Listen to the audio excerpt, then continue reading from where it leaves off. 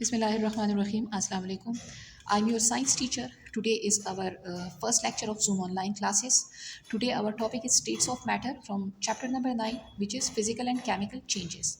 So what is matter? I have told you that all the universe is made up of matter, and matter is anything which has mass and which occupies space. Now what is mass? Mass is the amount of particles or amount of matter in a substance. Now there are three states of matter: solids, liquids and gases. So these states of matter are interconvertible, means solid can change into liquid, liquid can change into gases, or vice versa. And the three states of matter depends upon the arrangement of particles and energy of particles in these three states, which in turn depends upon temperature, pressure and nature of material. So we are discussing these three states one by one. So first is solid.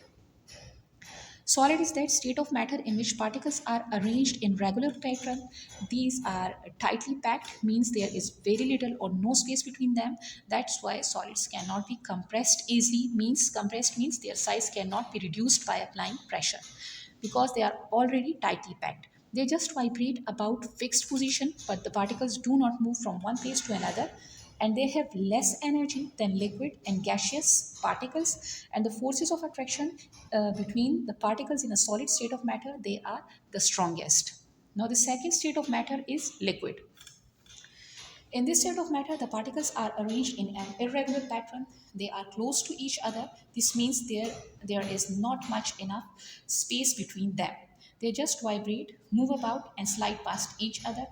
And they have more energy than the particles of solids, but less energy than the particles of gases. And the forces of attraction are also quite strong in these particles, but it is less than that of solid and more than that of gases.